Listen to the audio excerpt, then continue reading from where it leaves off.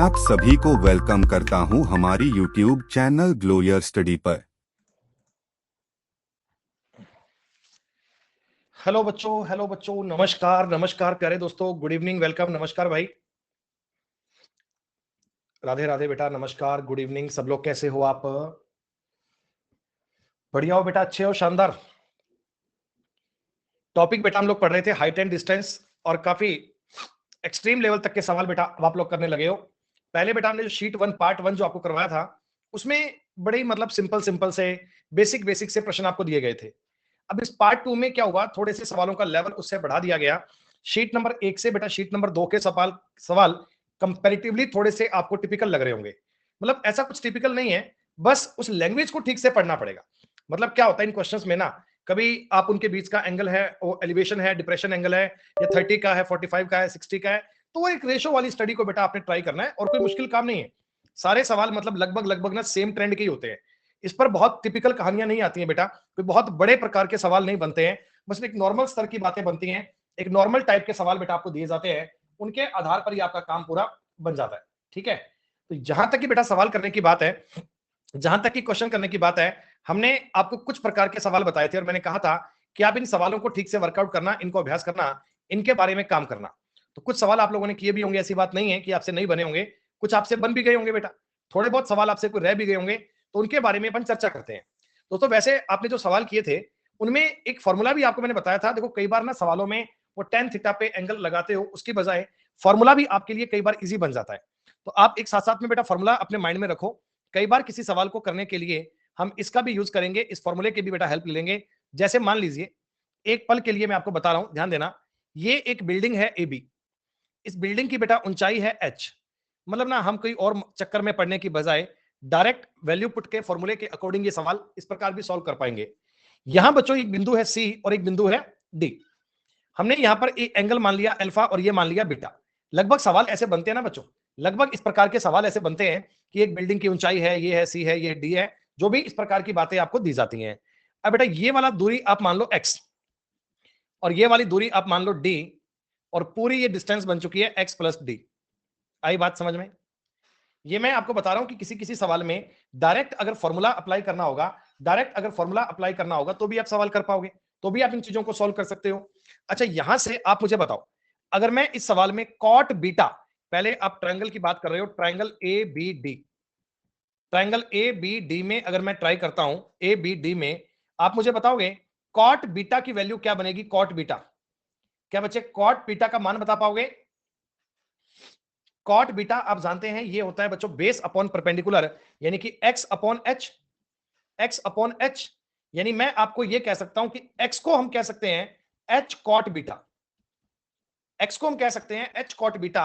ये हमने एक बात फाइंड कर ली। ट्रायंगल ए बी सी की बात करो, ए बी सी में, ए बी सी की बात करो, ए बी सी की, तो आप सीधी सी बात समझना बच्चे, कॉट अल्फा क्या बनेगा? कॉट अल्फा, कॉट अल्फा बनेगा एक्स प्लस डी बटा में एच। कॉट अल्फा की वैल्यू बनेगी एक्स प्लस डी बटा में एच, क्योंकि पूरी लाइन का बेस तो यही रहेगा। अच्छा इस सवाल में एक्स प्लस डी क्या बनेगा? X plus D, x plus D बनेगा बच्चे एच कॉट अल्फा। यहां तक कोई दिक्कत? एक्स प्लस डी की वैल्यू बन गई एच कॉट अल्फा। बच्चों इस एक्स की वैल्यू तो आपको पता ही है, एक्स का मान तो आपको पता ही है, आपने पुट कर दिया कॉट बीटा प्लस डी बराबर एच कॉट अल्फा। यानी दोस्त मैं आपसे यह कह सकता हूं, डिस्टेंस अगर ज्ञात करनी हो ना, तो H cot alpha minus H cot beta करना चाहिए।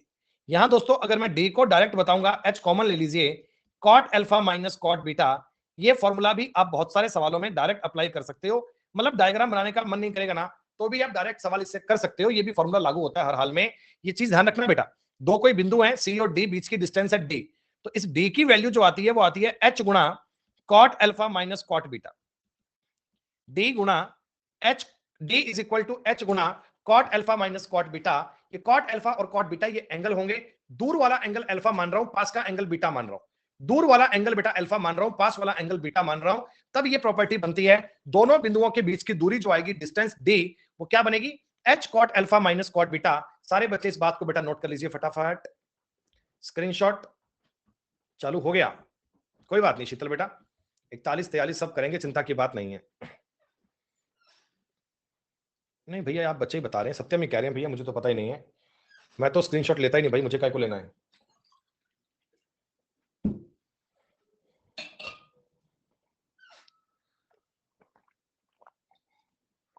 कोई बात नहीं, आप नोट तो करो। अच्छा बेटा, हमने शीट नंबर 2 में कुछ सवाल कर लिए थे, एक बार मुझे बताओ, कम से कम 20 नंबर तक के सवाल तो आपके हो ही गए ना बेटा? एक बार मुझे बताना बच्चे, 20 नंबर तक के सवाल तो पूरे हो गए, इनमें तो कोई डाउट नहीं है किसी का? हर एक सवाल में आपने देखो बेटा तरीका समझना है बेटा, हर एक सवाल में, अब जैसे यही सवाल था, देखो इस सवाल को कल हमने वैसे फॉर्मूले से किया था, पूरी डायग्राम बनाकर 30 60 ये पूरा एंगल किया था। एक बार बताओ, इस सवाल में अगर मैं आपको ये कहता हूं डी बराबर H cot alpha minus cot beta, तो इससे भी आपके सवाल का उत्तर डायरेक्ट बन जाएगा। देखो डिस्टेंस आपको दी गई है 100, एच आपको दिया गया कॉट अल्फा, देखिए दूर वाला एंगल 30 होगा, कॉट अल्फा का मतलब होता है बेटा कॉट 30 का मतलब √3 माइनस 1/√3 होगा। क्या यही बात बनती है क्या? अगर आप इस सवाल में डायरेक्ट फॉर्मूला अप्लाई करते हो तो फॉर्मूला अप्लाई करने पर ऐसा बन जाएगा। मतलब देखो डायग्राम बना के कल मैंने बताया था, कल हमने यही सवाल डायग्राम बना के किया था, और बता रहा हूं अगर डायग्राम नहीं बनाओगे तो भी जानकारी सॉल्व हो सकती है। 100 is equal to H into 3 में से 1 गया 2/√3, तो ये बन गया दोस्तों 50। एच की वैल्यू कितनी आ गई? 50√3, और √3 का अगर मान रखोगे उत्तर ए बन जाएगा। तो डायग्राम से भी बात बनती है, अगर डायग्राम करने का मन नहीं करेगा तो D is equal to H into cot alpha minus cot beta, direct इस फॉर्मूले को भी अप्लाई कर सकते हो। बेटा मुझे बताइए, 20 नंबर तक के सवाल सबके डन है? 21 से लेकर 30 तक में कोई कंफ्यूजन किसी का? 21 से लेकर 30 तक की सारी बातें क्लियर, डन? विकास भैया 25 नंबर सवाल मैंने कल की क्लास में करवाया था, 25 नंबर सवाल मैंने कल की क्लास में करवाया था, इसका उत्तर 30 मीटर आया था, 30 मीटर आंसर आया था। हाँ 30 मीटर आंसर आया था, दो बिंदु माने थे पी और क्यू, और इनके अवनमन कोण पूरक है, तो आप थीटा और 90 माइनस थीटा भी मान सकते हो, उससे भी अपने सवाल को सॉल्व कर सकते हो। कल की क्लास को चेक करना, ये पूरा सवाल मैंने बताया था डिटेल में भाई। अरे क्यों नहीं बन सकता यार, कमाल की बात है विकास भाई, तू सबसे स्टार्टिंग से पढ़ रहा है यार, तेरी बेटा पुरानी आदतें जाती नहीं है यार, क्या करूं मैं बता। कॉट कॉट कैसे बन जाएगा? अरे मेरे भाई, ये वाला एंगल मैंने थीटा माना, इसको मैं 90 माइनस थीटा कह सकता हूं, तो अगर कभी 10 90 माइनस थीटा लिखा होगा तो क्या तुम इसको कॉट नहीं लिख सकते? क्या तुम 10 अगर 90 माइनस थीटा लिखा होगा, 10 अगर 90 माइनस थीटा लिखा होगा, इसको आप कॉट नहीं कह सकते? ये तो 10 और कॉट का रिलेशन है यार, ये तो 10 और कॉट की बात है, 10 और कॉट का संबंध होता है बच्चे, आप इस प्रकार में चेंज भी तो कर सकते हो। तो मैंने कॉट ज्ञात नहीं किया था, मैंने लिखा तो 10 ही था, लेकिन 10 90 माइनस थीटा को मैंने कॉट मान लिया था, बस ये इस सवाल का सॉल्यूशन था बच्चे। 30 नंबर तक के सवाल सबके डन बच बताया कि 30 नंबर तक के सवाल आपके पूरे हो गए हैं, यहां तक के सवालों में आपको कोई डाउट नहीं है, 30 नंबर तक की बात आपकी कंप्लीट है। 31 से लेकर 40 तक में कोई दिक्कत बेटा किसी को? 31 से 40 तक के सवालों में किसी बच्चे को कोई कंफ्यूजन, कोई आपत्ति? सिर्फ क्लास पे बेटा डिपेंड नहीं हो, आप लोग सवाल सेल्फ करना, ये नहीं है कि मैंने एक बार सवाल करके बता दिया, आपने कह दिया हाँ समझ में आ गया, कल ही भूल जाओगे। जब तक आप सेल्फ नहीं करोगे ना बच्चे, खुद सवालों को नहीं करोगे, आज के क्लास के सवाल कल ही भूल जाओगे, लेकिन पेन पेपर उठा के खुद माथा पच्ची करोगे, खुद उन पे काम करोगे, खुद अपनी एफिशिएंसी लगाओगे बेटा, तो ये बातें आप कर पाओगे, आपको कंसेप्ट समझ में आ पाएंगे। करते हैं तो बहुत बढ़िया बेटा, करते हैं तो बहुत बढ़िया है। चलो अब मुझे एक छोटी सी बात बताना, तुमने कभी ज्योमेट्री भी नहीं पढ़ी हालांकि, फिर भी तुम्हें मैं एक छोटा सा कंसेप्ट सिखा रहा हूं बेटा, ये ध्यान रखना, जीवन में कई बार काम आ जाता है। आपके पास एक ट्राइंगल है बच्चों, ए बी सी, ए बी सी एक ट्राइंगल है, कैसा भी ट्राइंगल हो सकता है, right angle, non right angle, equilateral, कुछ भी मान लो। यहां बच्चों ये जो एंगल है ना ए, ये जो एंगल है ए, मान लीजिए मैं इस एंगल का बाइसेक्टर बना रहा हूं, बाइसेक्टर का मतलब होता है समद्विभाजक। मैं अगर इस एंगल को इक्वल दो पार्ट में डिवाइड कर रहा हूं, मान लीजिए ये लाइन, ये एंगल भी थीटा है और ये एंगल भी थीटा है, ये पॉइंट एडी है, एडी।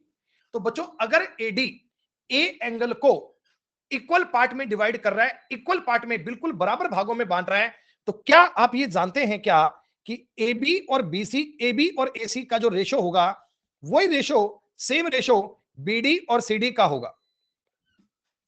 मतलब ये रेशो अगर एक्स वाई है ना, इनका रेशो अगर एक्स वाई है ना, तो इनका रेशो भी एक्स वाई होगा, ये रेशो की बात चल रही।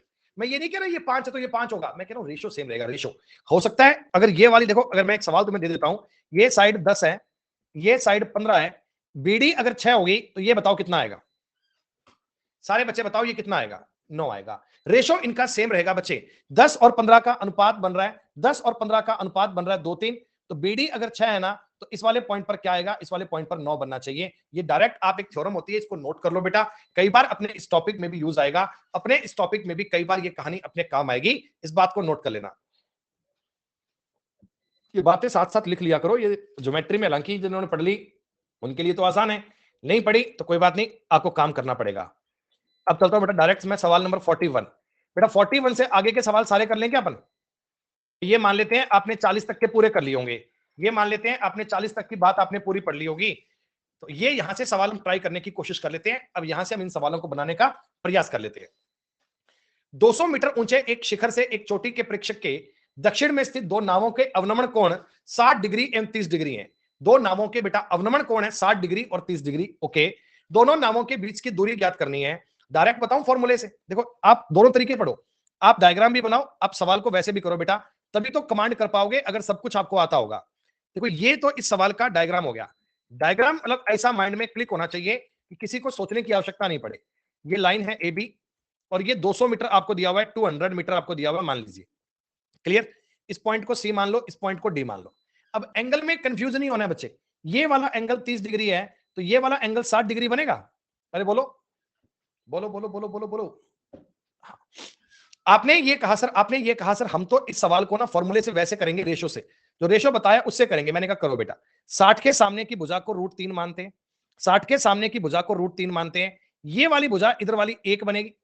अब 30 के सामने वाली भुजा तो ये पूरी भुजा 3 बनेगी, ये 3 तो इसका रेशो 2 बनेगा। यहां तक कोई कंफ्यूजन तो नहीं है? हाँ दोस्तों, आपको मैंने बताया कि ये 200 एक्चुअल में √3 की वैल्यू है, 200 एक्चुअल में √3 की वैल्यू है। एक की वैल्यू कितनी आएगी? 200 बटे √3। लेकिन दोनों नावों के बीच की दूरी तो 2 आ रही है सवाल में, तो 2 की वैल्यू क्या बननी चाहिए? 400 बटे √3। ये तुम्हारे सवाल का उत्तर बन गया। This is the method. ऐसे आपने ये सवाल सॉल्व किया। सर फॉर्मूला डायरेक्ट फॉर्मूला होता है, डायरेक्ट फॉर्मूला होता है डी बराबर H into cot alpha minus cot beta.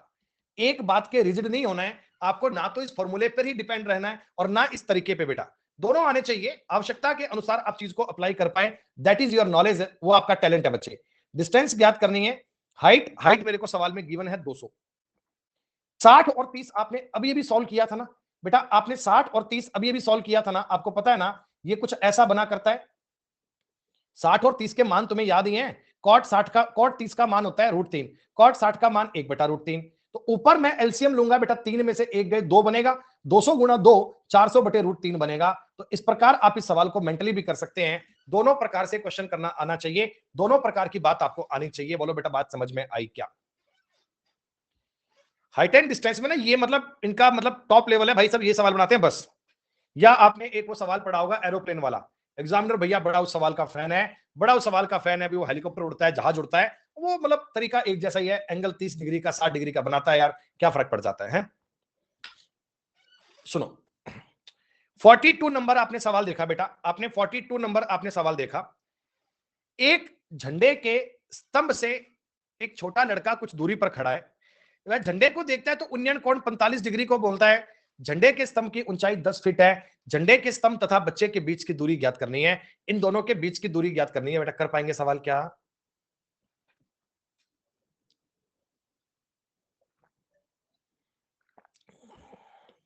Pen उठाएंगे तो पाप लगेगा भैया, पेन उठाओगे तो भी पाप लगेगा। 45 डिग्री का एंगल है तो 45 45 पे तो साइड इक्वल बनती है, जितना परपेंडिकुलर उतना बेस, एक एक पर रेशो बनेगा। 10 आंसर आ गया। 43 नंबर शायद हमने क्लास में कल किया था बेटा, 43 नंबर हमने क्लास में कल किया था क्या? झंडा कहां लगता है, बिल्डिंग के ऊपर या नीचे बेटा? बेटा झंडा कहां लगाओगे, ऊपर लगाओगे क्या? चलो लगाते हैं, आ जाओ। देखो ये तो आपकी बिल्डिंग है, ये तो इतनी बड़ी बेटा बिल्डिंग है और इसके ऊपर तुमने लगा दिया एक झंडा, ये मैंने एक अलग कलर में झंडा लगा दिया, ठीक है। यहां से कुछ दूरी पर झंडे के तल का और शीर्ष का, देखो झंडे के तल का तो कोण ये बनेगा, शीर्ष का कोण ये बनेगा, ये वाला। अब ये चीज आपके दिमाग में सही है कि ये छोटे वाला जो एंगल है ना, इसका तो मेजरमेंट है 30 और ये पूरा एंगल आ रहा है 45, पूरा एंगल आ रहा है 45, ठीक है दोस्तों। आपने ये समझा, आपने ये देखा दोस्तों कि 7 मीटर ऊंचे ये वाली डिस्टेंस कितनी आ रही है? 7 मीटर। 7 मीटर ऊंचा ये झंडा है दोस्तों, 7 मीटर ऊंचा ये झंडा है, झंडे की ऊंचाई आपको दी गई है 7 मीटर। आपसे मैंने पूछा है मीनार की ऊंचाई यानी एच, एच के लिए मैं केवल इतना सा बता रहा हूं, इतना सा बच्चे, इतना सा। आपने कहा सर एक बार इस ट्रायंगल को समझ लो, ए बी सी और ये डी मान लो ऐसे। एक बार तुम ट्रायंगल समझो ए बी और सी। बेटा एक बार एक ट्रायंगल को समझो ए बी सी, ये पूरा एंगल 45 है, तो इधर वाला एंगल भी 45 आएगा, और बी सी डी में ये एंगल 30 है, तो ये एंगल 60 बनेगा। बोलो हाँ। 30 और 60 में रेशो बनता है √3 का, तो ये वाली साइड √3h आनी चाहिए क्या? तो अगर आपने इस साइड को देखा, ये साइड √3h आनी चाहिए क्या? अब आप कह लो सर 45 डिग्री वाली प्रॉपर्टी लगा लेंगे, √3h बराबर आएगा 7 + h के। ये इधर ले आओ, √3h - h बराबर आ गया 7 के। h कितना आ गया? √3 - 1 बचेगा अंदर 7। h बिल्डिंग की हाइट आ गई 7/√3 - 1। 7/√3 - 1 ऑप्शन कौन सा है बेटा? ए ऑप्शन है। ए तुम्हारे सवाल का उत्तर था। A should be correct answer, A should be right answer. Clear? ये 44 नंबर सवाल तो क्लास में कल किया था ना, 5/6 आंसर आया था। ये तो अपने क्लास में कल भी किया था, उत्तर 5/6 आया था। ये तो खत्म ही है आर्यन, खत्म ही कहानी है बेटा, इसमें है क्या? ये सवाल भी हमने कल की क्लास में कर लिया था। बताओ बेटा 45 भी आपने कल की क्लास में कर लिया था। उत्तर तो 60√5 आया था, पर आपको ये समझ में नहीं आया था। सुनो मेरी बात, कोई बात नहीं, कोई बात नहीं। जमीन पर लंब रूप से खड़ा एक खंभा किसी चिन्ह द्वारा 1:9 में बांटा गया। ये देखो दोस्तों एक पिलर है, ठीक है, 1:9 में बांटा, और मैंने आपको बताया नीचे का हिस्सा ऊपर के हिस्से से छोटा है, यानी ये वाला हिस्सा मान लो 1 है, तो ये ऊपर का हिस्सा 9 आएगा। क्या रेशो दिया? देखो रेशो दिया है बेटा, रेशो दिया है आपने। तो मैंने कहा कि ये किसी 15 मीटर दूर किसी बिंदु से, 15 मीटर दूर एक बिंदु है, ये डिस्टेंस है बेटा 15 मीटर। 15 मीटर दूर एक बिंदु से ये दोनों हिस्से बराबर कोण बनाते हैं, यानी ये वाला एंगल भी उतना ही कोण बनाएगा, ये ऊपर वाला एंगल भी इतना ही कोण बनाएगा। आप मुझे बताइए बेटा, ये वाला एंगल थीटा है, तो ये वाला एंगल भी थीटा ही बनेगा। थोड़े से नाम दे लेता हूं आपको समझाने के लिए, ए बी सी और डी। एक ट्रायंगल में आपको एक्सप्लेन करने के लिए मैंने ए बी सी डी नाम दे दिए हैं दोस्तों, ए बी सी डी नाम दे दिए। थोड़ा सा इस एंगल को आप उल्टा बनाकर देखो, उल्टा बनाकर देखने का मतलब क्या है सर? आप मेरी बात समझो। मैंने आपको आज एक प्रॉपर्टी बताई थी बेटा, आज आपको एक कहानी बताई थी।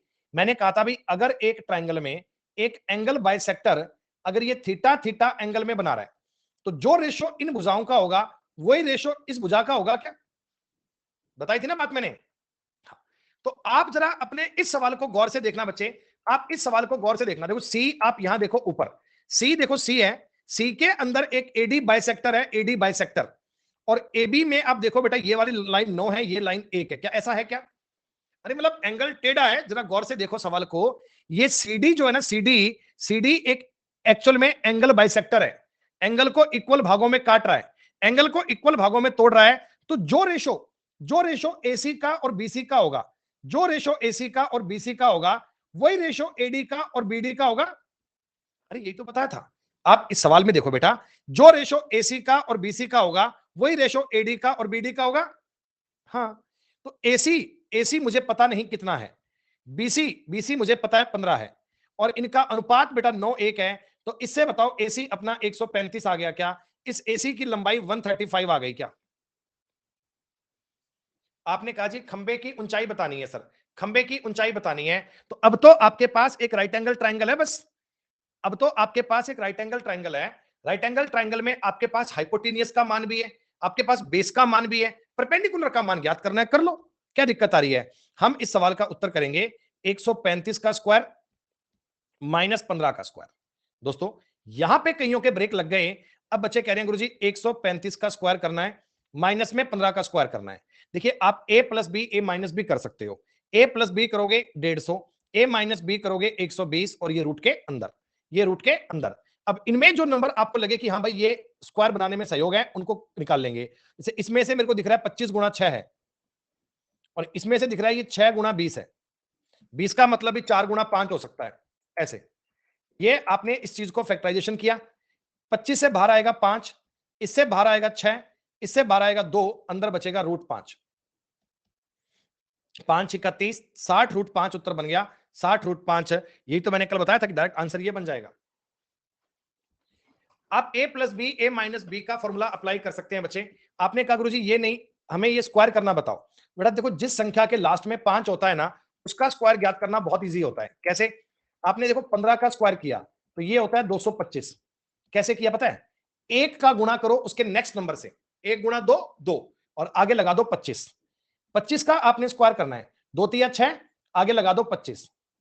35 का आपने स्क्वायर करना है, 3 का गुणा करो 4 से 12, आगे लगा दो 25। आपने 45 का स्क्वायर करना है, 4 का स्क्वायर 4 5 20, आगे लगा दो 25। ऐसे बेटा आपने 55 का स्क्वायर करना है, 5 का गुणा करो 6 से 30, आगे लगा दो 25। आपने 65 का स्क्वायर करना है, 6 7 42, आगे लगा दो 25, मामला खत्म। 75 का स्क्वायर करना है, 7 8 56, आगे लगा दो 25, मामला खत्म। 85 का स्क्वायर करना है, 8 9 72, आगे कर दो 25, मामला खत्म। ऐसे अगर मैं इस सवाल में स्क्वायर करता, 13 गुणा 14 होते हैं 182, 182 के बाद में आ गया 25, और -15 का स्क्वायर 225, मामला खत्म। ये लो बेटा हो गया। इसमें से घटाओगे 180, आगे डबल जीरो बनेगा, और इसको आप फैक्टर ये करेगा 3600 गुणा 5, 3600 गुणा 5 में 60 बाहर आएगा, 60√5 उत्तर बन जाएगा। आप ऐसे भी कर सकते हो, आप ऐसे भी कर सकते हो। ये तो स्क्वायर ज्ञात करने वाली बात थी। स्क्वायर को जितना इजीली ज्ञात कर पाओगे बेटा, उतना आपका गुणा भाग इजी हो जाएगा, उतना आप सवालों को बढ़िया प्रकार से कर पाएंगे। क्लियर है? बिल्कुल बेटा। 169 + 13, 169 + 13। आर्यन भैया ट्रिक आती नहीं है, एक ही आती थी, मैंने बता दिया आपको, और नहीं आती है। 46 नंबर सवाल बेटा, 46 बताओ आपने किया क्या? 46 नंबर क्वेश्चन आपने किया क्या? हे प्रभु, 100 मीटर, 100 मीटर से अधिक ऊंचाई वाले एक ऊर्ध्वाधर स्तंभ के 2 भाग है। ओके, देखो बेटा, ऊर्ध्वाधर स्तंभ का मतलब होता है एक बिल्डिंग है, उसकी ऊंचाई है 100 मीटर से ज्यादा है, ठीक है। नीचे वाले पूरे down part is 1/3 of total height. नीचे वाला भाग पूरे एक का 1/3 है। सुनिएगा, नीचे वाला भाग पूरे का 1/3 है बच्चे। यानी ये नीचे का पार्ट अगर h है, मैं ऊपर का पार्ट 2h मान लू, पूरे को 3h मान लू। जैसा जैसा आपको एग्जामिनर सवाल में बता रहा है बेटा, अब वैसा वैसा मान लीजिए। इस बिल्डिंग का कोई नाम दे लो, इस बिल्डिंग का कोई नाम दे लो, ए बी नाम दे लो, ए बी, ठीक है। मैंने कहा जी इसके 2 भाग हैं, नीचे का भाग पूरी बिल्डिंग के भाग का 1/3 है, नीचे का h तो ऊपर का हो गया 2h। डन।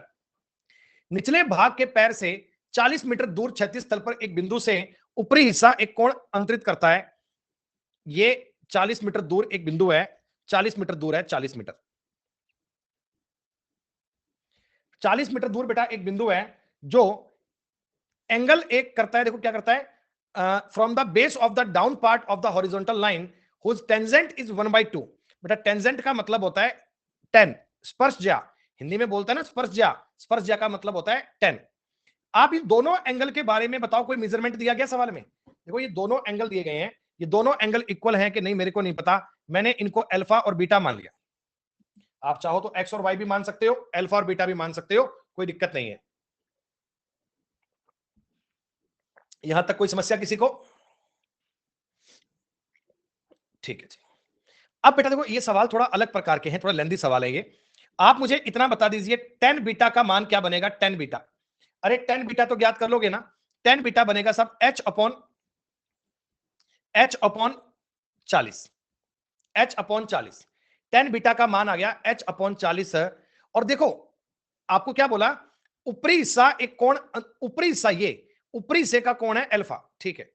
10 बीटा का मान आ गया h/40, इसको आपने रख लिया।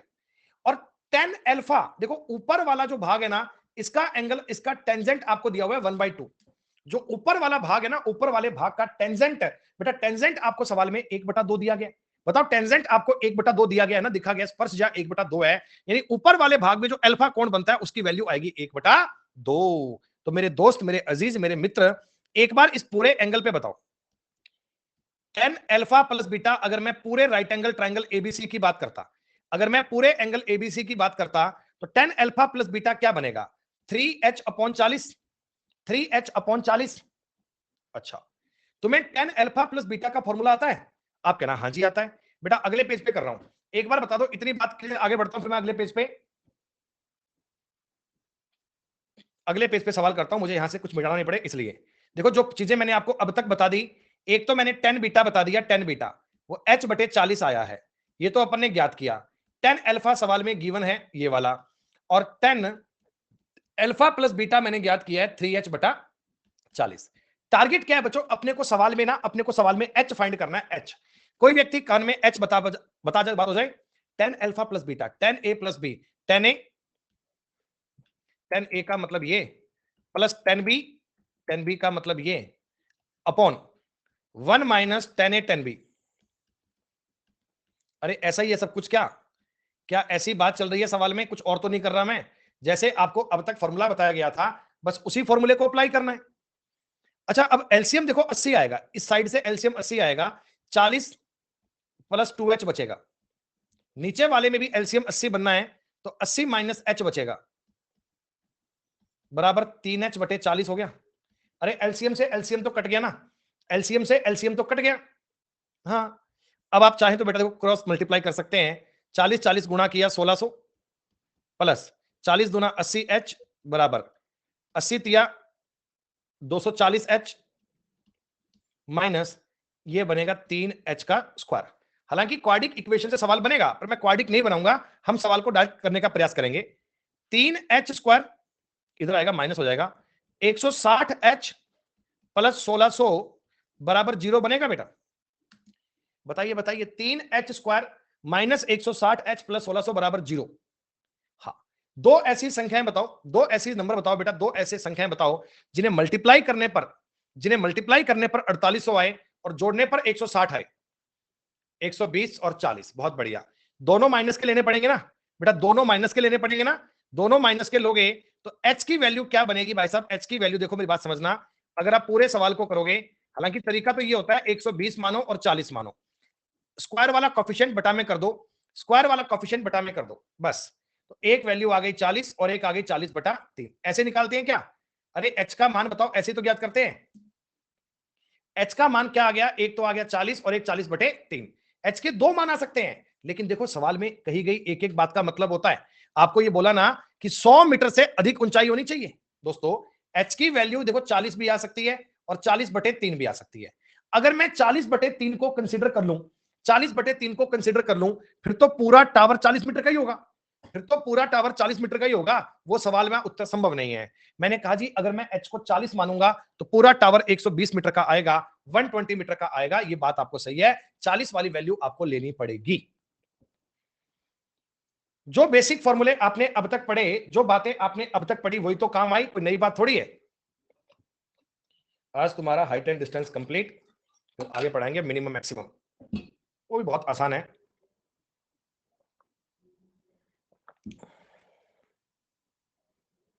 हाँ हाँ भाई लो, उसके बाद छुट्टी। सही बताओ बेटा, चीजें ना बड़ी मेरे लिए हेक्टिक बन जाती हैं यार, अर्थमेटिक भी, एडवांस भी और रीजनिंग भी साथ साथ में। भाई साहब बड़ा पेचीदा काम हो जाता है, टाइम निकालना बड़ा मुश्किल बन जाता है अपने लिए। आगे बढ़े भैया, सबको समझ में आ गया सवाल? ये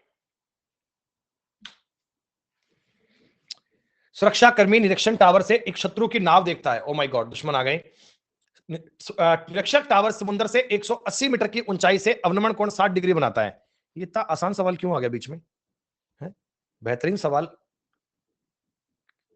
चल रहा था। यूट्यूब पे बालक पढ़ते नहीं है बेटा यार, यूट्यूब पे बालक पढ़ते नहीं है। ये 60 डिग्री, ये 60 डिग्री, 180 मीटर आपको दिया गया था, 180 मीटर दिया गया था, तो ये वाली चीज बताओ डायरेक्ट 180/√3 आएगी। ये वाला पॉइंट 60√3 आएगा, 60√3, उत्तर बनेगा सी। 60√3 विल बी करेक्ट आंसर।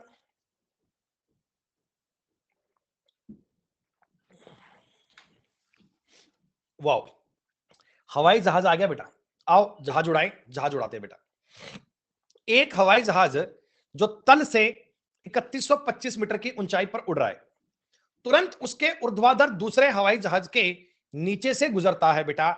ये जो 3125 वाला आपका हवाई जहाज है ना, ये दूसरे हवाई जहाज के नीचे से गुजरता है।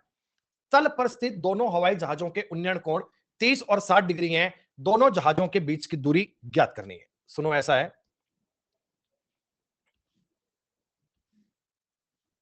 एक बार समझना, ये बेटा वो आपका हवाई जहाज है, ये वाला जो 3125 मीटर की ऊंचाई पर उड़ रहा है। गौर करना, 3125 केवल इतना है, यहां से लेकर यहां तक का। 3125 मीटर की ऊंचाई पर यह जहाज उड़ रहा है, 3125 मीटर की ऊंचाई पर। तो आप ये ऊपर वाला जो प्लेन है ना, ये इससे भी h मीटर ऊंचा है। जो ऊपर वाला प्लेन है वो इससे भी h मीटर ऊंचा है बेटा, इससे भी h मीटर ऊंचा है।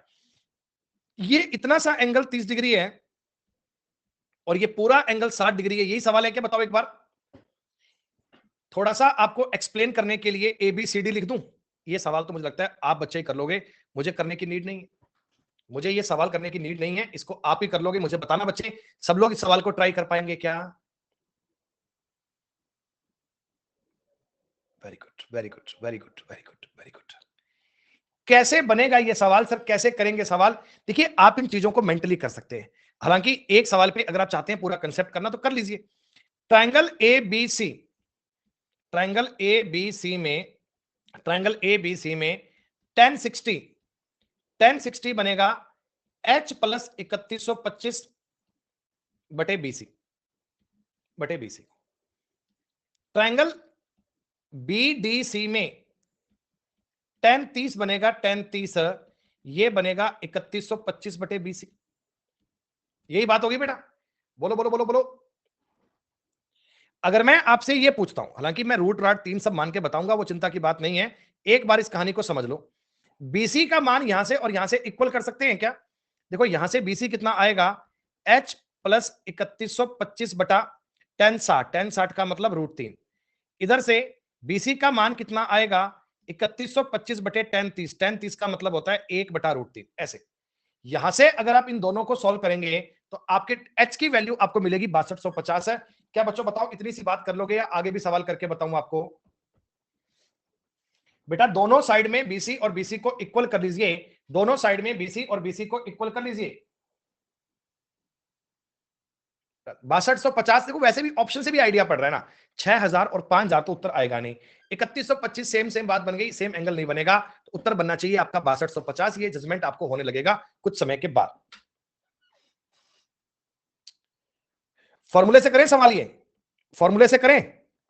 देखो मैंने बताया था D बराबर H into cot alpha minus cot beta, खत्म।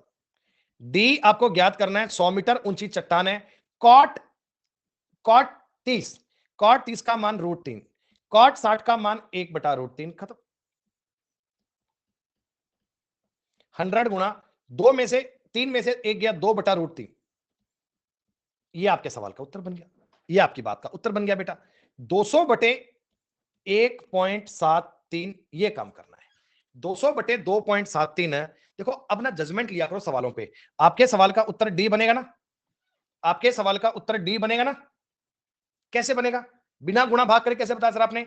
भाई मेरी बात समझो, अगर 200 बटे यहां पे 2 था, 2 तो अपना उत्तर बनेगा 100, लेकिन पौने 2 है 1.73, तो 100 से थोड़ा ज्यादा बनेगा, 100 से थोड़ा ज्यादा बनेगा। 100 से कम तो उत्तर बनने की संभावना नहीं है। 346 भी उत्तर नहीं बन सकता, 173 भी नहीं बन सकता। तो ऑप्शन के एरिया से एक ही ऑप्शन संभव है और वो है बच्चे 115.3। ये आपके सवाल का उत्तर। 50 नंबर सवाल कैसे करें सवाल, फॉर्मूले से कर लें, हैं फॉर्मूले से कर लें। डी, डी का मतलब 300, एच, एच आपको सवाल में दिया है। ये 30 और 60 का सवाल बने ना, तो इतने सारे सवाल करके आप समझ गए क्या ये बनता है। जब 30 और 60 की बात आती है, तो हालांकि मैंने आपको 3-4 बार लिखकर बता दिया, प्रैक्टिस करने का बेनिफिट यही होता है, हम समझ लेते हैं कि 30 और 60 पे ना 2 बटा √3 बनेगा, खत्म। 2 बटा √3 बनेगा, कहानी खत्म बेटा, सवाल मत करो रे। एच आ गया है 300 √3 बटा 2, 150 √3 आ गया, 150 √3, 150 √3 आपके सवाल का उत्तर आ गया। समझ में आए तो मुझे बता दो जी। 50 नंबर तक के सवाल डन, 50 नंबर तक की बातें डन। मतलब कि हाइट एंड डिस्टेंस के अब तक अपन 100 क्वेश्चन कर लिए क्या, 100 सवाल कर लिए क्या बेटा अपन ने। और ये 100 सवाल देखकर आपको ये आइडिया पड़ गया होगा कि यार इस टॉपिक में कुछ टिपिकल काम नहीं है, ये बहुत बहुत बड़ी कोई पेचीदा कहानी नहीं है। बस 30-60 में कहानी को रोटेट करना आना चाहिए। 99% पॉसिबिलिटी है सवाल 30-60 पे बनते हैं, इसी प्रकार की जानकारियां आती हैं। बच्चों 25 सवाल भी और बाकी हैं, 5 मिनट का एक ब्रेक लेते हैं, ब्रेक के बाद आगे बढ़ते हैं। See you after short break, only 5 minutes.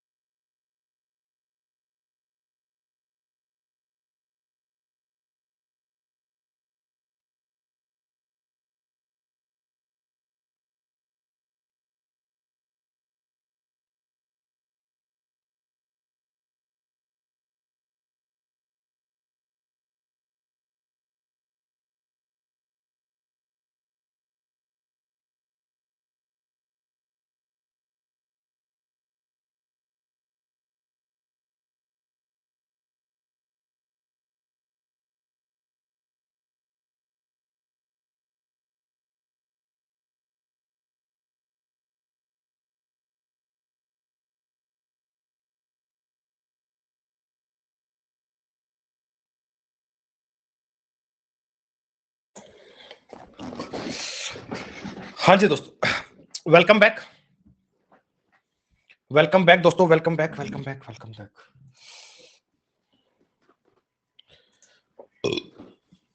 दोस्तों एक बात बताओ, आपने आज एक फॉर्मूला किया था, वो डी वाला फॉर्मूला क्या था, मुझे याद नहीं है, बेटा एक बार वो डी वाला क्या पढ़ा था? डी बराबर एच गुणा क्या था, coat alpha minus cot beta, कुछ ऐसी कुछ बात होती है क्या?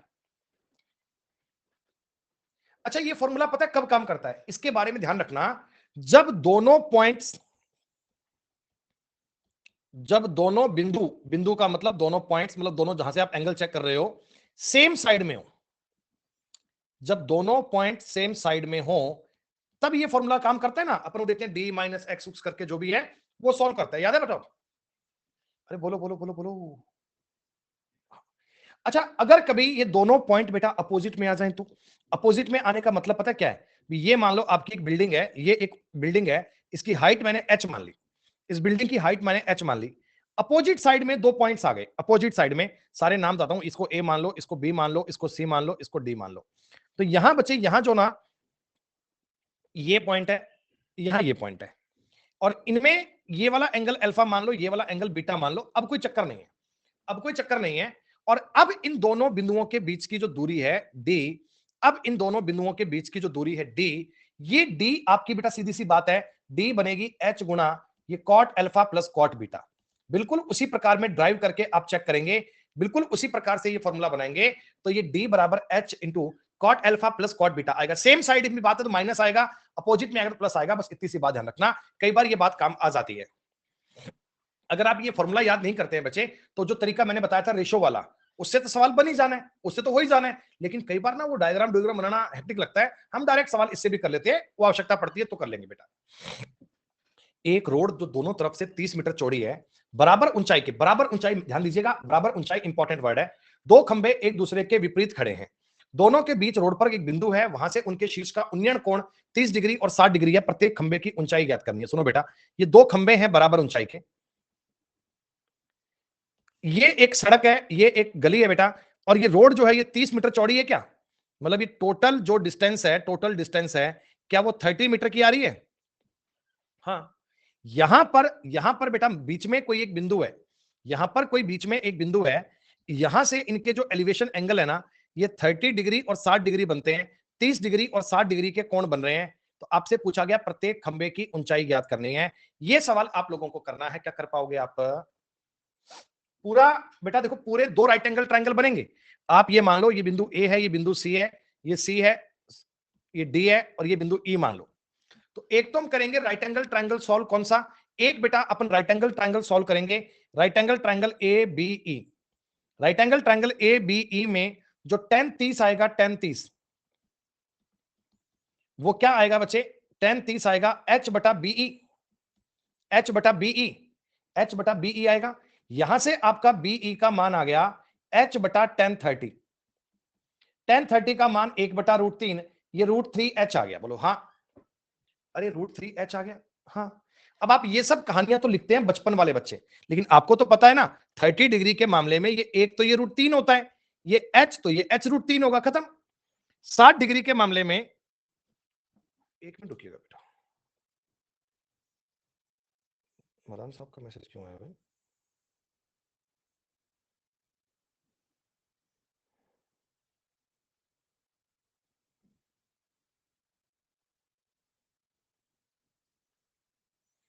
दोस्त का मैसेज आया, कह रहे गाड़ी ले ली नहीं भाई है।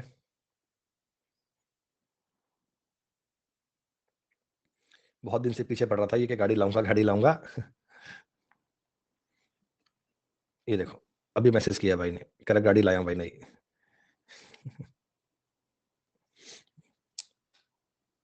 ये गाड़ी लाया भैया हैरियर, टाटा की आई है ना हैरियर, h/√3।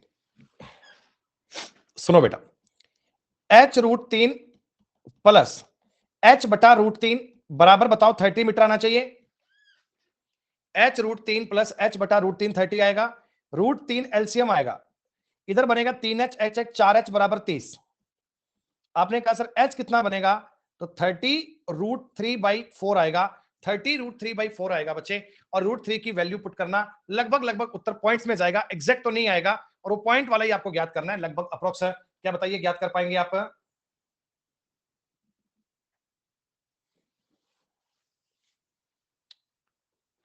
अच्छा एक बताओ, इस सवाल में आपका वो फॉर्मूला भी काम करेगा क्या?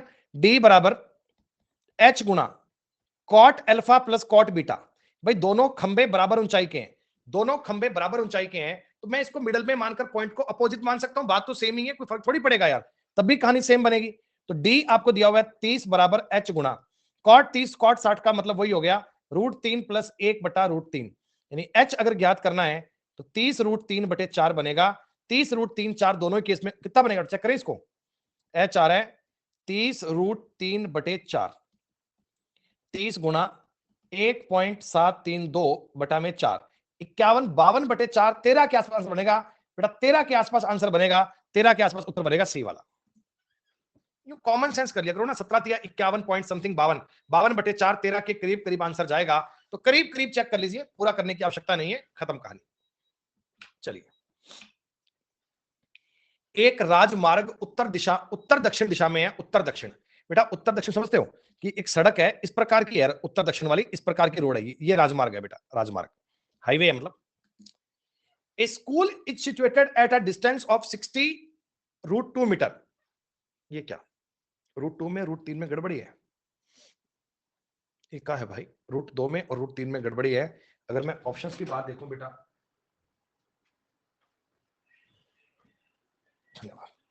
यहां पे √2 सही है, √2 कर लो बेटा।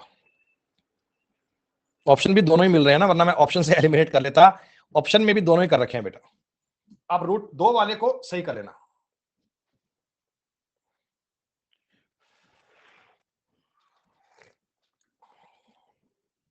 सुनो भैया, यहां से कह रहे हैं उत्तर पूर्व दिशा में इतनी दूरी पर एक स्कूल है। बेटा इस हाईवे से उत्तर पूर्व दिशा में ये साइड होती है उत्तर पूर्व, इससे ये, और यहां पे उत्तर पूर्व दिशा में 600 √2 मीटर दूरी पर एक स्कूल है, और इसकी लंबवत दूरी कितनी है, ये दूरी कितनी है, ये वाली दूरी, ये वाली। तो भैया अगर ये उत्तर पूर्व दिशा की एंगल की बात कर रहा है, तो ये वाला एंगल अपन 45 मान लें, तो ये वाला एंगल भी 45 ही होगा। तो इसका मतलब ये वाली साइड 600 और ये वाली साइड भी 600 बनेगी, ये एंगल 90 बनेगा। ये तो सवाल करने की आवश्यकता ही नहीं पड़ी, हम डायरेक्शन में पढ़ते हैं ना, डायरेक्शन टॉपिक याद आया। नॉर्थ ईस्ट का एंगल 45 डिग्री, नॉर्थ ईस्ट का एंगल 45 डिग्री, और 45 डिग्री क्यों हो गया। बीच बीच में कोई सवाल बड़ा आसान भी आ जाता है। सवाल फॉर्मूले से कर सकते हैं बेटा, फॉर्मूले से 120 बराबर एच गुणा, आपको पता है यहां पर ना 4 बटे √3 बना करता है, आपको पता है 4 बटे √3 बना करता है। 30 और 60 का मामला दिमाग में ऐसा छपेगा, जीवन भर नहीं भूल पाओगे। ये 30 बनेगा, एच बनेगा 30 √3, एच बनेगा 30 √3, 30 √3 विल बी करेक्ट आंसर। खत्म।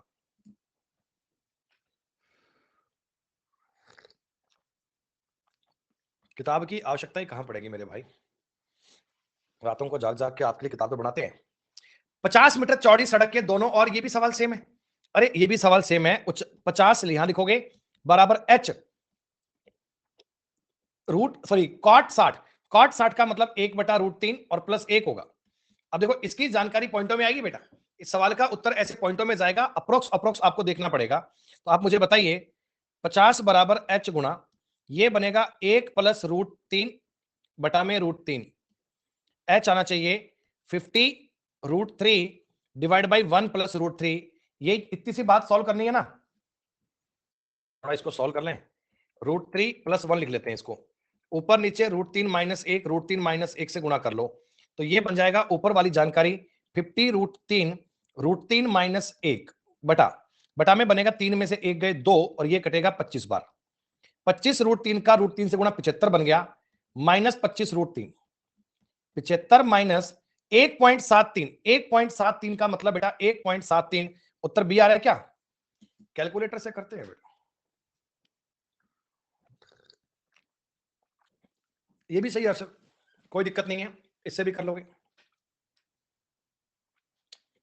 कैलकुलेटर का यूज मत करना भाई, तोड़ के फेंक देना उसको, अगर रखा है, अगर आईफोन में तो आईफोन फेंक देना बेटा, अगर आईफोन में कैलकुलेटर उसको तोड़ देना, मतलब तोड़ना मत, आईफोन तो खाली फेंक देना।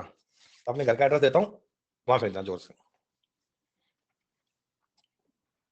और नहीं तो लड्डू खाली खेल लेंगे हमारे इससे, हैं?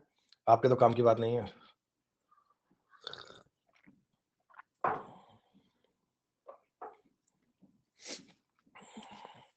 सूरज भैया, आपने आईफोन से ऐसे मुंह क्यों बना दिया, ऐसे ऐसे करके? 10 मीटर और 15 मीटर के दो खंबे समतल मैदान में खड़े हैं, 10 और 15। शीर्ष के बीच की दूरी कितनी होगी? अरे वो हाइपोटेन्यूज ज्ञात करना है, आ जाएगा भैया। क्या सूरज बात कर रहे हो यार, ये छोटी सी बात है भाई, आईफोन तो कोई चीज थोड़ी है। ऐसा बना दो बेटा एक, है? आप यूं कह दोगे क्या, ये 10 है तो ये इतना 10 है और ये इतना 5 है, ये 12 है और ये 12 है और ये 13 बनेगा, खत्म। मेरे को लगता नहीं कि सवाल में कुछ भी आपको बताने की आवश्यकता है।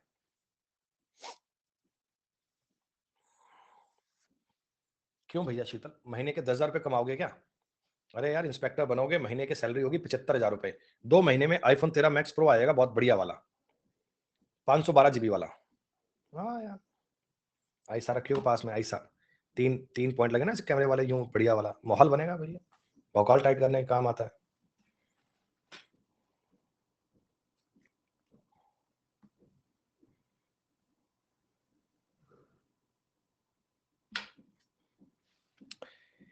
दो नावों का अवनमन कोण प्रकाश घर लाइट हाउस से शीर्ष से पश्चिम की ओर 45 और 30 है। प्रकाश घर की बेटा ऊंचाई का फॉर्मूला कर लें, फॉर्मूला देखो, डायग्राम मत बनाओ, जब आपको पता है ना कि दोनों नावें एक ही तरफ है, दोनों नावें सेम साइड में है, सेम डायरेक्शन में है, तो लगा दो बेटा फॉर्मूला, क्या दिक्कत आ रही है? ऊंचाई ज्ञात करनी है, डी आपको दी गई है 5 बराबर एच गुणा cot alpha minus cot beta. Cot 30 का मान होता है, कॉट 30 का मान होता है बच्चे 1, ये √3 माइनस 1, खत्म। जा रहे हो? वो मेल कर दिया एलिगेशन क्या? वो फाइल चेक कर ली, ठीक, गेट खोल देना यार। h बराबर 5/√3। अब आपने कहा सर 5 तो किसी ऑप्शन में नहीं है, 2.5 लिखा हुआ है सब में, 2.5 बेटा 2.5 कर लेना, 2.5 कर लेना, कोई दिक्कत थोड़ी है, ऊपर नीचे गुणा कर लेना। अब ये बात तुमको बताने की आवश्यकता थोड़ी है बेटा, समझदार बच्चे हो।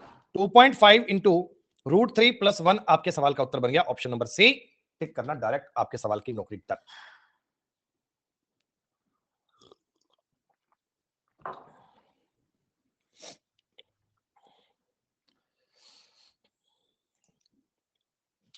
उत्तम कह रहे हैं यूट्यूब क्लास क्यों नहीं ले रहे इन दिनों आप, ऐसे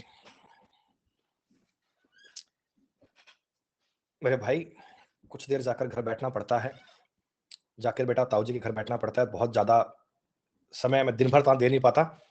आपको पता है सुबह 8 बजे से लेकर 9 बजे तक समय बीतता है मेरा ताऊजी के घर पे, फिर 9 से लेकर 10 बजे तक अपनी चलती है स्पेशल क्लास, 5 मिनट में ऑफिस पहुंचता हूं, क्लास लेता हूं, 10 से लेकर 11 बजे तक अगेन वहां घर जाता हूं, 1 घंटा वहां फिर बैठता हूं, फिर 11 से लेकर 12:30 बजे तक अपनी क्लास चलती है, 12:30 से लेकर 2 बजे तक, 2 का मतलब 1:55 तक वहां होता हूं, फिर 2 से लेकर 3 बजे तक यूट्यूब की क्लास चलती है, 3 से लेकर 4 बजे तक अगेन वहां पर, 4 से लेकर 5:30 तक की अगेन क्लास। दिन तो यूं बीत जाता है यहां से वहां चक्कर आने में।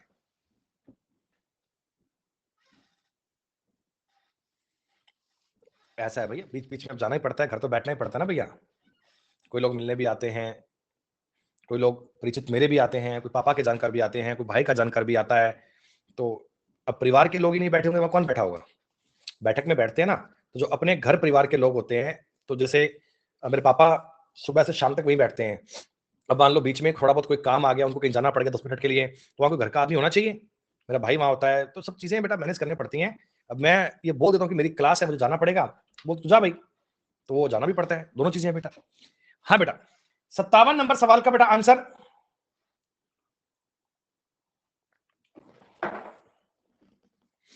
यही सोच रहा हूं बेटा, उसके डेट फिक्स करूंगा मैं उसके। नहीं, ये लोड बेटा ज्यादा नहीं है, ये लोड है 4 तारीख तक का, 4 तारीख तक बेटा ये थोड़ी दिक्कत चल रही है, 4 तारीख तक की, 4 तारीख के बाद मतलब जिंदगी ट्रैक पे सही आ जाएगी, 4 तारीख के बाद में जिंदगी ट्रैक पे सही आ जाएगी, फिर कोई क्लास में दिक्कत नहीं आएगी, 4 तारीख तक थोड़ा रूटीन अपसेट रहेगा बच्चे, रहता है, क्या करूं यार। ऐसा होता है ना कि अगर मैं वहां बैठने की बजाय, बैठक में जाने की बजाय फुल डे क्लास लूंगा, दुनिया सोच रही है कि इसको तो कमाई की पड़ी है, ये धन के पीछे भाग रहा है, घर परिवार को भूल गया है, तो घर परिवार को भूले बिना काम चलता नहीं है बेटा। दो नाव विपरीत दिशाओं से आ रही हैं, अपोजिट साइड से आ रही हैं, अपोजिट साइड से। बेटा इसमें बताओ फॉर्मूले में प्लस करोगे बस क्या? अरे इसके फॉर्मूले में प्लस करना है ना, इसके फॉर्मूले में प्लस करना है ना, बस 1 सेकंड में उत्तर आ जाएगा, 1 सेकंड में। 100 बराबर h गुणा √3 + 1 करना है बस। h बराबर 100 अपॉन √3 + 1, ऊपर नीचे इससे आपने अपोजिट साइन से गुणा कर दिया, कैलकुलेशन और इजी कर दिया। 100/2 √3 - 1, 50 गुणा 0.732। बेटा आपका जो उत्तर आएगा 50 से छोटा आएगा कि बड़ा आएगा? आप मुझे बताइए, आपके सवाल का उत्तर जो आएगा 50 से छोटा आएगा कि बड़ा आएगा? तो एक ही ऑप्शन है ना, गुणा क्या करना है तुम्हें? समीम गुणा क्यों करते हो? खत्म करो कहानी को। अरे जब 50 का गुणा 0.73 से कर रहे हो, उत्तर तो 1 से कम आएगा, 50 से कम आएगा। तो 50 से कम का मुझे एक ही ऑप्शन दिख रहा है, उसको मैं टिक कर लेता हूं, खत्म। याद हो जाएगा बेटा, याद काहे नहीं होगा, याद को होना ही पड़ेगा भैया, इतने सवाल करवा दूंगा। अब कल है बेटा फ्राइडे, कल शाम की क्लास अपनी चलेगी। इस टॉपिक की क्लास कितनी बची है आपकी और बेटा? हाइट एंड डिस्टेंस की क्लास के बाद कितनी क्लास और अभी शेड्यूल्ड है अपनी? देखने दो मुझे एक बार रुको भैया। एक क्लास अपनी है 28 को, एक 29 को और एक 30 को। 3 क्लास बाकी हैं। तो 3 क्लास में तो फिर आपका मैक्सिमम मिनिमम होगा बेटा। 3 क्लास में तो मैक्सिमम मिनिमम होगा पूरा आपका, है ना? अधिकतम और न्यूनतम और वाला मामला पूरा होगा। तो 3 दिन लगेंगे बेटा, अभी 3 दिन लगेंगे भैया उसको पूरा करवाने में। हाइट एंड डिस्टेंस को आज पूरा करना ही पड़ेगा हर हाल में, ताकि कल मैक्सिमम मिनिमम के कंसेप्ट के बारे में जानकारी आपको लग पाए। 25 मीटर ऊंची एक पहाड़ी के शीर्ष से टावर के शीर्ष, ये तो बराबर है। अच्छा ठीक है, टावर की ऊंचाई ज्ञात करनी है, कर पाओगे बेटा क्या? एक 25 मीटर ऊंची पहाड़ी के शीर्ष से टावर के शीर्ष और तल का उन्नयन और अवनमन कोण बराबर है। तो आप मुझे बताइए टावर की ऊंचाई क्या बनेगी, टावर की हाइट क्या बनेगी बेटा?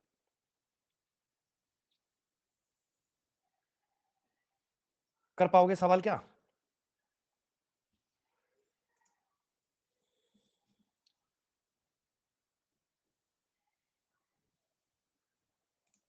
अच्छा भैया शीतल, शुभम कह रहे हैं शीतल की बात समझ नहीं आई।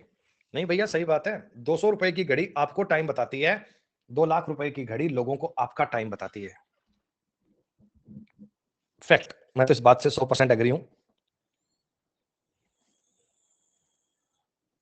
ये जो चीजें ना बेटा, जो ये खर्चे अपन करते हैं इन चीजों पे, ये मतलब मार्केट में स्टेटस बनाने के काम आती है। स्टेटस की बात बताऊं तो मैं एक इंसिडेंट 2 मिनट का समय लूंगा, बीच में याद आ गया मुझे। बेटा मेरी आदत है, वो टी शर्ट पहनता हूं ना अनअकैडमी की, पहले वो फिक्स था अपना, डेली वो पहनते थे। तो एक दिन मैं मार्केट गया हुआ था शाम को, ऐसे ही मतलब शूज लेने थे, मुझे लगा चल ले आता हूँ यार, कोई दिक्कत नहीं है ऐसे। तो मेरे पैरों में चप्पल पहनी हुई थी, नॉर्मल सी ये आम खास चप्पल, पास में फोन था नहीं, और एकदम दाढ़ी उड़ी बड़ी हुई, बाल ऐसे बिखरे हुए, और स्कूटी लेके चला गया मार्केट में। मैं एक शॉप पे, हमारे यहाँ शॉप है एक शू मेगा मार्ट, वहां चला गया। अब मैं उसको दुकान पे जाकर बैठा, भैया शूज चाहिए। कह रहे शूज, हाँ कैसे? मैंने कहा दे दो, बढ़िया दे दो शूज कोई।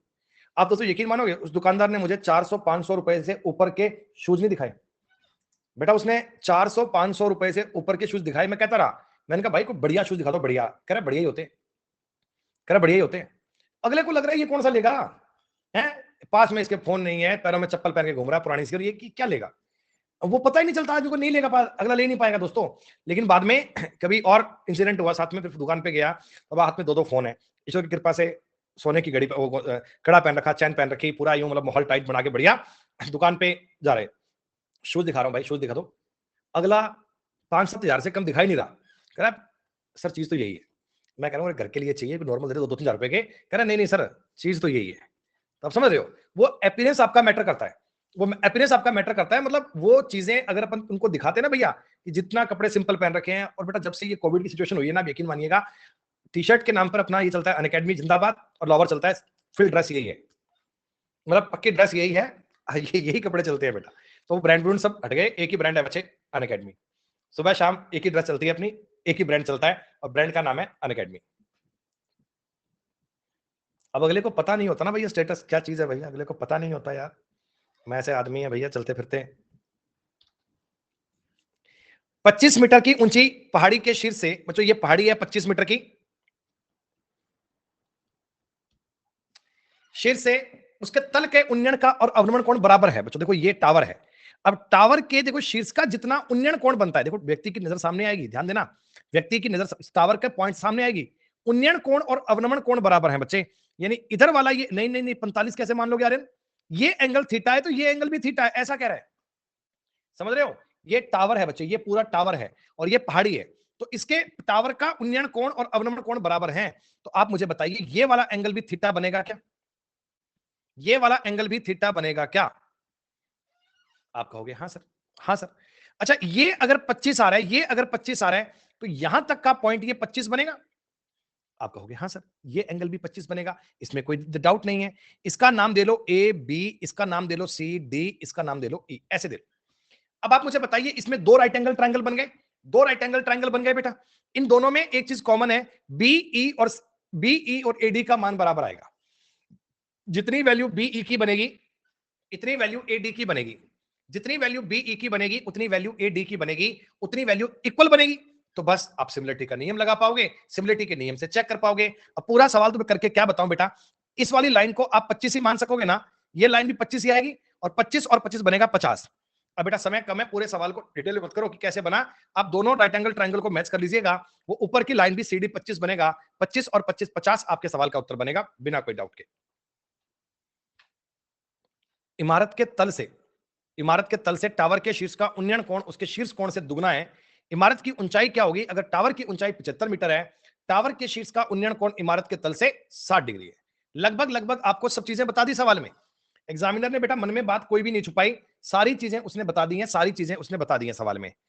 देखो ये एक बिल्डिंग है और ये एक टावर है, टावर। बिल्डिंग की ऊंचाई आपको दी गई है, इमारत के तल से टावर के शीर्ष का उन्नयन कोण इतना है, उसके शीर्ष के कोण का दुगना है। इमारत की ऊंचाई क्या होगी? अगर टावर की ऊंचाई 75 मीटर है, बेटा टावर की ऊंचाई देखो 75 मीटर है और बिल्डिंग की ऊंचाई कितनी है मेरे को नहीं पता, बिल्डिंग की ऊंचाई आप एच मान लो, तो यहां तक का एरिया मैं एच मान लेता हूं, ऊपर का 75 माइनस एच कर लूं क्या? ऐसे लिख लो यार, थोड़ा लिखने की आर्ट है और कुछ नहीं है, लिखने की कला है बेटा, चीजों को जितना बढ़िया प्रकार से लिख पाओगे उतना आपके लिए आसान रहेगा। अब इसमें से देखो ये वाला तो टावर है बेटा, ये तो टावर है ए बी और ये बिल्डिंग है सी डी। आपको जो लाइन बोली गई उस लाइन को ठीक से पढ़ना है। थीटा एंगल कह रहा है टावर के शीर्ष का उन्नयन कोण इमारत के तल से 60 डिग्री है, टावर के शीर्ष का उन्नयन कोण बिल्डिंग के तल से कितना है? 60 डिग्री। और क्या बोला कि इमारत के तल से टावर के शीर्ष का उन्नयन कोण उसके शीर्ष से कोण का दुगना है। यानी अगर मैं शीर्ष से ये कोण बनाऊंगा बच्चे, शीर्ष से, तो क्या ये ऊपर वाला कोण 30 आएगा? क्या ये कोण 30 बनेगा क्या? बेटा घूम फिर के बात वही आ गई 30-60 वाली, घूम फिर के सेम कहानी बन गई 30-60 वाली। कर पाओगे सवाल? अरे कर पाओगे सवाल आगे तो बेटा, अब वही टेन लगाना है, टेन की बात को सॉल्व करना है यार बेटा, फॉर्मूले के चक्कर में नहीं पड़ना, टेन थीटा की बात को लगा के सवाल ट्राई करना है और उत्तर जो भी आए आप मुझे बता दीजिएगा, जो भी आंसर आप लोग याद कर पाए लेटर ऑन बच्चे। वैसे पता है 25 या 75 √3 बनेगा, √3 का मतलब 3 से कटेगा, 25 आएगा, उत्तर बनेगा 50, उत्तर 50 बनेगा। कैसे बनेगा वो आप देख लेना, बनेगा पक्का बेटा।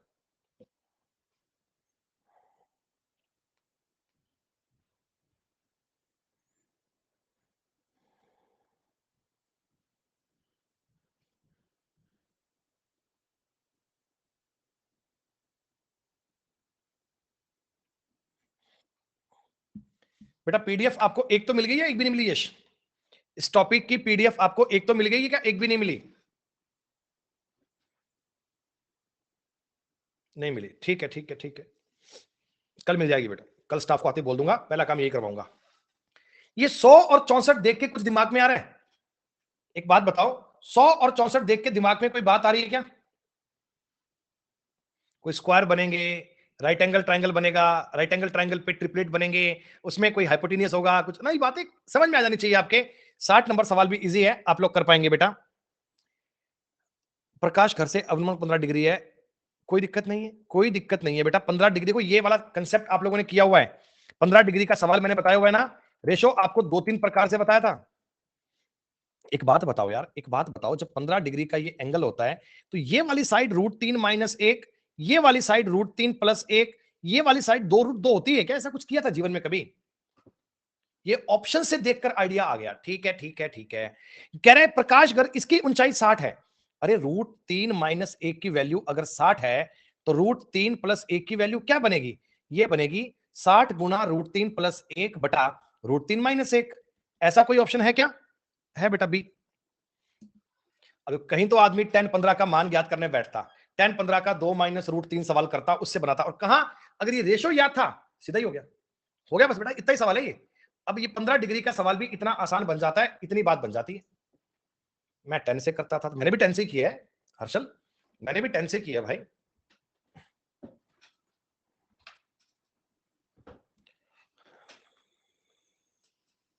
मीनार की ऊंचाई ज्ञात करनी है, आप ही करोगे, मैं तुम्हें नहीं करूंगा।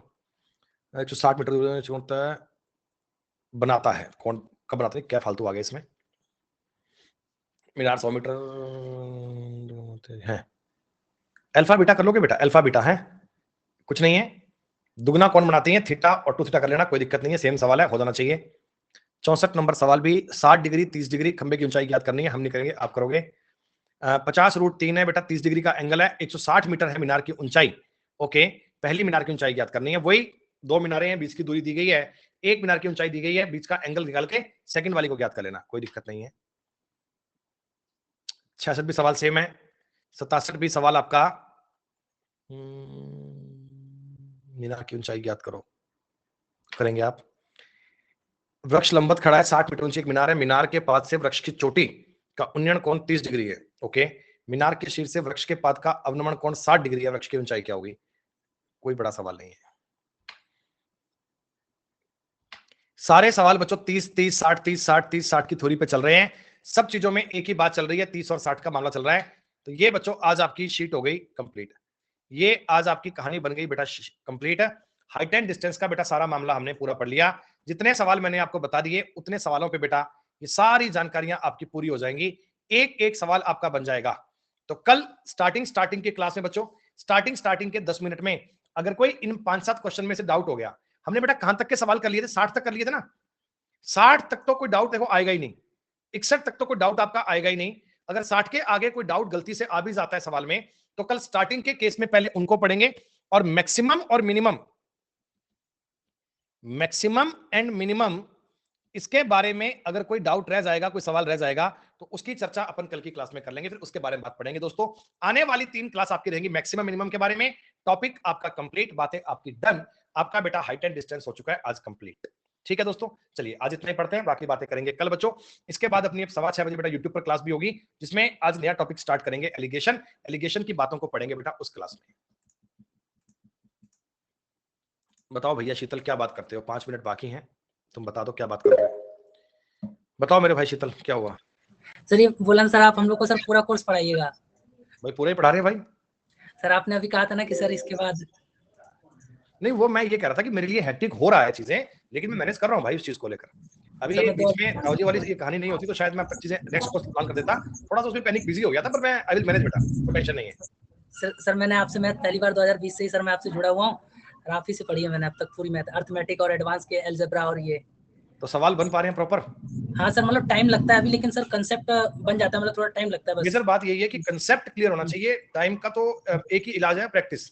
अगर आपने शीट्स को 2 बार 3 बार कर लिया तो प्रैक्टिस से करोगे टाइम तो नहीं बच जाएगा, दिक्कत नहीं है, बस मेजर बात ये है। हाँ सर अभी क्या है सर, मैं बीए सेकंड ईयर में हूँ, तो सर मुझे कॉलेज का भी देखना पड़ता है, यहाँ का भी, इसलिए सर मतलब टाइम अभी मैनेज नहीं हो पाता है सर अभी। तो बहुत जल्दी पढ़ाई स्टार्ट कर दी आपने? हैं यस सर, मैं इंटर 2019 में हो गया था, तभी से सर मैंने तैयारी स्टार्ट कर दी थी। ठीक है मेरे भाई। हो कहाँ से वैसे आप? यूपी से? सर मैं सर झांसी यूपी। हाँ मैं समझ गया, यूपी से ही होंगे आप, समझ है भाई, ठीक है।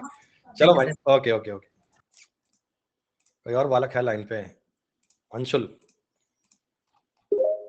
बताओ भैया। अंशुल क्या कह रहे हो? कैसे हैं आप सर? हाँ भैया, कैसे हैं आप? मैं बिल्कुल बढ़िया, शानदार। सर मैं आपका जो अर्थमेटिक का कोर्स है ना, जो आपने लगभग एक साल पहले पढ़ाया था, उसको ले रहा हूँ मैं। पहले पढ़ाया था? नहीं मतलब 9 साल उसको पढ़ो ना पहले बेटा, जो मैंने उससे पहले, उससे पुराने। नहीं सर, हाँ हाँ पढ़ सकते हो, बताओ। नहीं उससे, क्योंकि आप जो उस जो अभी आपका रिसेंट कोर्स है ना, उसके आपने 75 सेशन करवा दिए थे, तभी स्टार्ट कर दिया था मैंने पुराना वाला। अच्छा, तो लगभग मैं अब 60 सेशन करीब आ गया हूँ पुराने कोर्स में आपके में। ठीक है भाई। तो सर मैं अब मुझे उसको पढ़कर इतना अच्छा लग रहा है कि जो आपने टॉपिक पढ़ा दिया ना, वो मुझे हर किसी आते हैं। ठीक है भाई, सारे आते हैं बढ़िया से? सही से आते हैं बिल्कुल। और सर आप जैसा एजुकेटर ही मिलने का सवाल ही पैदा नहीं होता। अच्छा मेरे भाई, नहीं ऐसा तो नहीं है भाई, एजुकेटर तो बहुत सारे हैं बढ़िया बढ़िया, वो ठीक है, जहाँ फ्रीक्वेंसी मैच है वो बढ़िया भाई मेरे, शानदार। कहाँ से हो आप? सर, मेदिनीपुर से? हाँ मेहंदीपुर बालाजी राजस्थान। हाँ राजस्थान समझ गया भाई, तुम्हारी बात से समझ गया मैं। चलिए बहुत बढ़िया, शुक्रिया भाई ना। ठीक है सर, ठीक है भाई, धन्यवाद। Thank you. देखा भाई, चलो ठीक है बेटा, कल मिलते हैं। आज इतना ही, बात करते हैं अगली बार में बेटा। धन्यवाद, थैंक यू।